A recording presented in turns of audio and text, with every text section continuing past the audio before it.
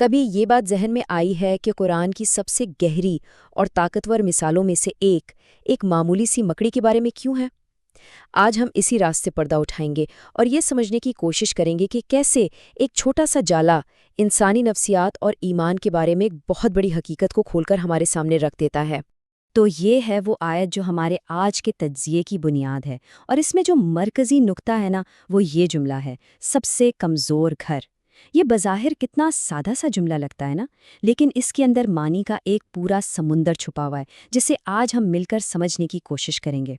تو آج کا ہمارا سفر کچھ اس طرح ہوگا۔ ہم اس آیت کی گہرائی میں اتریں گے، پھر اس کے تاریخی پس منظر کو دیکھیں گے، اور آخر میں یہ سمجھیں گے کہ اس سے آج کے دور میں ہم اپنی زندگیوں کے لیے کیا سبق حاصل کر سکتے ہیں۔ تو آئیے شروع کرتے ہیں۔ آخر مکڑی کا جالا اتنا طاقتور استعارہ کیوں ہے؟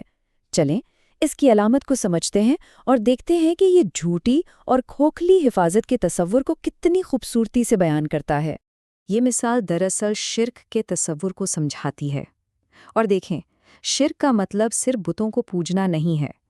آج کے زمانے میں یہ ہماری نوکری ہو سکتی ہے، ہمارا پیسہ ہو سکتا ہے، سوشل میڈیا پر ہماری عزت ہو سکتی ہے، یا کوئی بھی ایسی چیز جس پر ہم اللہ سے زیادہ بھروسہ کرنے لگتے ہیں، یہ سوچ کر کہ یہی ہماری اصلی پناہگاہ ہے۔ لیکن ایک بہت اہم سوال یہاں یہ پیدا ہوتا ہے کہ قرآن میں یہ مثال ٹھیک اسی جگہ پر کیوں آئی؟ اس کا جواب اس کے تاریخی پس منظر میں چھپا ہے، اور جب ہم اسے سمجھتے ہیں نا، تو اس کے معنی اور بھی گہرے ہو جاتے ہیں۔ ذرا تصور کریں، ایک ایسا وقت جب آپ کا ایمان ہی آپ کی جان کا دشمن بن جائے۔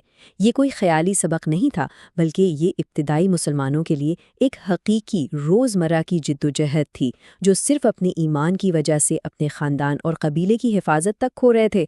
یہ وہ دور تھا جب مسلمانوں پر ظلم اپنی انتہا پر تھا، اور ایسے مشکل، ایسے کڑے وقت میں یہ آیت نازل ہوتی ہے، یہ بتانے کے لیے کہ اصل سہارا، اصل حفاظت کہاں سے ملتی ہے۔ جب زندگی خود داؤ پر لگی ہو تو بھروسہ کس پر کرنا چاہیے؟ یہی وہ بنیادی سوال تھا جس کا سامنا اس وقت کے صحابہ کرام کو تھا۔ اچھا، اب آتے ہیں اس مثال کی سب سے دلچسپ بات پر۔ اس کی خوبصورتی اس کی دوہری کمزوری میں ہے۔ یہ جالا صرف ایک نہیں بلکہ دو بہت ہی گہرے اور حیران کن طریقوں سے کمزور ہے۔ یعنی یہ جالا صرف باہر سے کمزور نہیں ہے، یہ اندر سے بھی بالکل کھوکھلا ہے۔ یہ ایک ایسا گھر ہے جہاں اپنے ہی ایک دوسرے کو کھا جاتے ہیں۔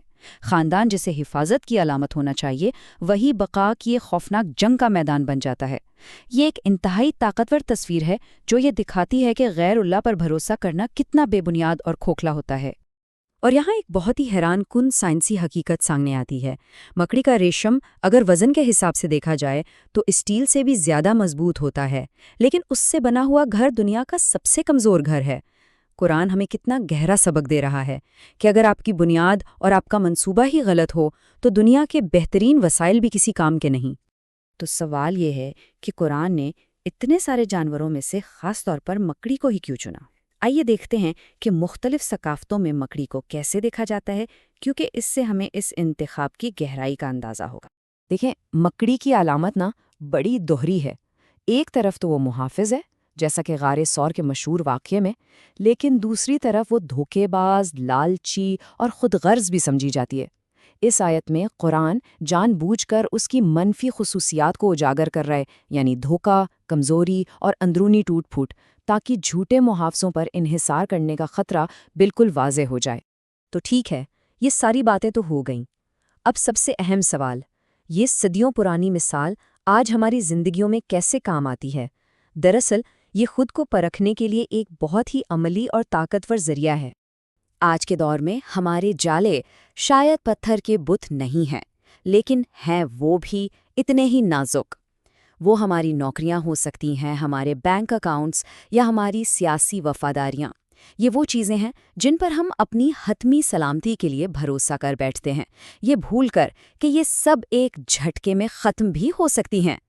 تو اس کے لیے ایک چھوٹا سا اسپائڈرز ویب ٹیسٹ ہے۔ 3 آسان سے سوالات ہیں جو ہم سب خود سے پوچھ سکتے ہیں۔ پہلا، اپنے محافظوں کو پہچانیں۔ دوسرا، خود سے پوچھیں کہ کیا وہ واقعی زندگی کے طوفانوں کا مقابلہ کر سکتے ہیں۔ اور تیسرا، اپنی بنیاد ریت پر نہیں بلکہ ایک مضبوط چٹان پر رکھیں۔ تو آخر میں یہ آیت دراصل آزادی کا ایک پیغام ہے۔ یہ ہمیں ان کمزور سہاروں سے آزاد کرتی ہے جن سے ہم چمٹے رہتے ہیں، تاکہ ہم اس ذات پر بھروسہ کر سکیں جو کبھی ٹوٹ نہیں سکتی۔ یہ خوف کی زندگی سے نکل کر حقیقی اور ہمیشہ رہنے والی سلامتی کی طرف ایک سفر ہے۔